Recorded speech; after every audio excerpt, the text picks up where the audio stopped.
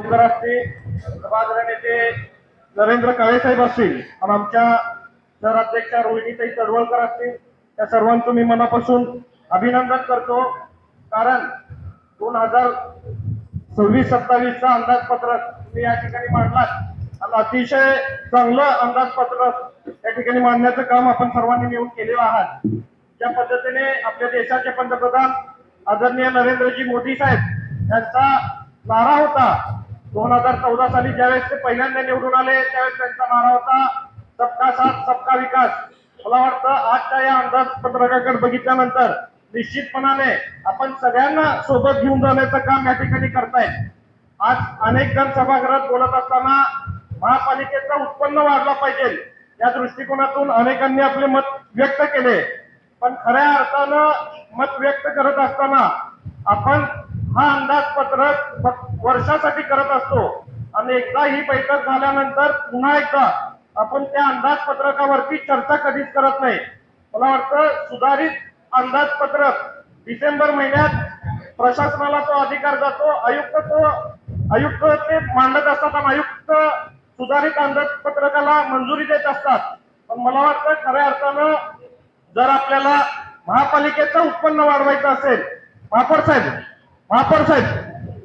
खऱ्या अर्थानं जर आपल्याला महापालिकेचं उत्पन्न वाढवायचं असेल तर प्रत्येक डिपार्टमेंटचं काम आपण पाहणं गरजेचं आहे. आपण आज एकदा त्या गोष्टींवरती चर्चा करतो आणि परत पुढच्या वर्षी त्या गोष्टींवरती चर्चा होत असतात. त्यामुळे सुधारित अंदाजपत्रक ज्यावेळेस मंजूर होतात मला वाटतं तो विषय सुद्धा पुन्हा एकदा आपल्या सभागृहात आला पाहिजे. महापौर साहेब सुधारित अंदाजपत्रक ज्यावेळेस मंजूर होतो आयुक्तांच्या माध्यमातून मला वाटतं तो पुन्हा एकदा सभागृहात आला पाहिजे.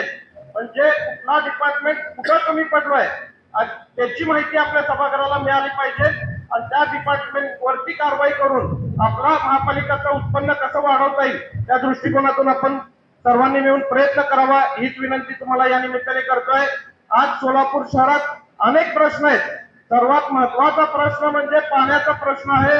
आपल्या सर्वांना माहिती आहे सूचना मांडत असताना नरेंद्र काळेसाहेब मी तुमच्या मनापासून आभार व्यक्त करतो. आपण पाटणीच्या WTP प्लांटचा विषय या ठिकाणी सूचनेमध्ये मांडलात.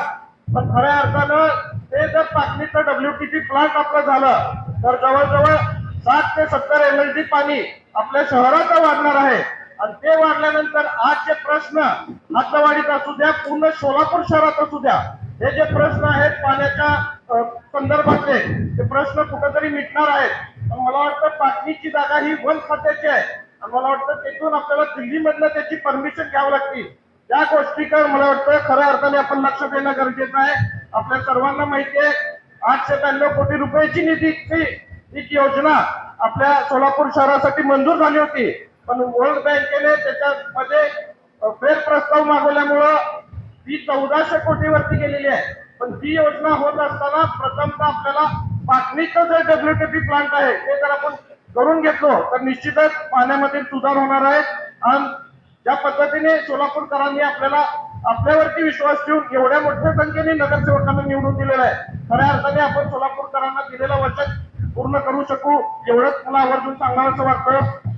आज अनेक ठिकाणी आज सोलापूर शहरातल्या अनेक हद्दवाढीत अमृत योजनेच्या माध्यमातून ड्रेनेज लाईनचं काम झालेलं आहे. पण अजून सुद्धा STP प्लांटचं काम मला वाटतं अमृत योजनेचं झालेलं नाही आहे. मला संबंधित अधिकाऱ्यांकडनं त्याचं उत्तर हवं आहे की तो काम कधी पूर्ण होणार आहे. नगर STPचं काम पूर्ण झालेलं आहे, नेटवर्कचं काम पूर्ण झालेलं आहे, अनेक लाईट कनेक्शनचं काम बाकी आहे. 3 महिन्यामध्ये प्लांट चालू आहे. आम्हाला बोलायचं अजून आणि आता वाजत 7:30 काम पूर्ण झालेलं आहे. अनेक ठिकाणी अमृत मधलं जे लाईन झालेले आहेत त्या लाईन कनेक्शन अजून घरपोच कनेक्शन दिलेले नाही आहेत. याचं कारण असं सांगतात की STP प्लांट झाला नसल्यामुळं आम्ही अजून कनेक्शन देत नाही आहोत. STP अजून रन झालेलं नाही. 3 महिने लागतील त्याला. लाईट कनेक्शन झालं चालू होईल त्यानंतर सगळं. दादा त्या गोष्टीकडे सुद्धा आपण बारकाईने लक्ष देणं गरजेचं आहे. आपल्या भागात सुद्धा अनेक भागात अमृतच्या लाईनी असतील आणि अमृत योजनेच्या माध्यमातून लाईन टाकले गेले असतील पण अजून सुद्धा त्याला घरगुती कनेक्शन त्यांचे दिले गेलेले नाही आहेत. त्यामुळे ती लाईन वापरत नसल्यामुळं अनेक आज सोलापूर शहरात निलमनगरचा भाग असेल ओपन गटारी अजून सुद्धा त्या भागामध्ये आहे. अशा अनेक समस्या सोलापूर शहरात असताना निश्चितच आपण आज जे अर्थसंकल्प मांडला आपल्याला हा अर्थसंकल्प ज्या पद्धतीने सन्माननीय अमोल बापूंनी सांगितलं की आपल्याला हे वास्तवदर्शी करण्याकरिता आपण ह्या अर्थसंकल्पावरती चर्चा पुन्हा एकदा 6 महिन्यानंतर घेणं गरजेचं आहे. कारण जोपर्यंत कुठलाही डिपार्टमेंट चांगलं काम करत नाही तोपर्यंत आपला अर्थसंकल्प प्रत्यक्षात उतरणार नाही आहे. कागदावरती जर आपण अर्थसंकल्प मांडतोय पण ते प्रत्यक्षात आणण्यासाठी त्याचा फॉलोअप घेणं खूप गरजेचं आहे. त्यामुळे निश्चितच त्या गोष्टीकडे आपण बारकाईने लक्ष द्याल हीच अपेक्षा व्यक्त करतो. आज नाल्याच्या संदर्भात मला वाटतं अनेक शहरात नाल्याच्या संदर्भात गेल्या 2-3 महिन्यापासून आपल्या सर्वांना माहिती आहे की नाल्याच्या संदर्भात अनेक समस्या नागरिकांमध्ये आहेत, अनेक भीतीचं वातावरण नागरिकांमध्ये आहे. लोक वसाहत जिथं जिथं आहे मला वाटतं महापौर साहेब लोक वसाहत जिथं जिथं आहे तिथं बंदिस्त नाला करण्याची तरतूद आपण या बजेटमध्ये करावी अशी विनंती तुम्हाला या निमित्ताने करतोय. कारण बीडी घरकुल सारख्या भागात जर आपण बघितलं तर आता जिथं नाल्याचं काम चालू आहे MIDCचं पाणी येतो आणि MIDCचं केमिकल युक्त पाणी ज्यावेळेस तो नाल्यातून येईल तर आरोग्याच्या समस्या नागरिकांच्या मोठ्या प्रमाणात उपस्थित होणार आहेत. त्यामुळे त्या भागात बंदिस्त नाला कसं करता येईल या दृष्टिकोनातून आपण प्रयत्न करावा हीच विनंती तुम्हाला या निमित्ताने करतो. माननीय महापौर साहेब, निश्चितच आज बापूंनी म्हटलं की पुण्यात सुद्धा एवढे कर लागत नाही तेवढे कर सोलापुरात लागले जातात.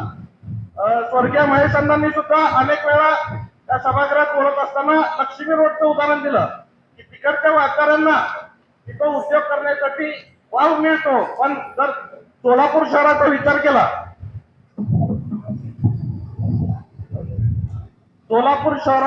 केला तर इथल्या उद्योजकांना तो वाव मिळत नाही. त्यामुळं अनेक उद्योजक आज त्रस्त आहेत. ऑनलाईन शॉपिंगच्या माध्यमातून अनेक ग्राहक ऑनलाईन शॉपिंग करतायत आणि असं असताना आपल्या या उद्योजकांना वाव मिळण्यासाठी आपण सुपर टॅक्स रद्द केला त्याबद्दल तुमचं अभिनंदन व्यक्त करून निश्चितच आपली जी कर प्रणाली आहे ती 64% पेक्षा अजून कशी कमी करता येईल या दृष्टिकोनातून आपण प्रयत्न करावा हीच विनंती करतो व थांबतो. धन्यवाद. बोला.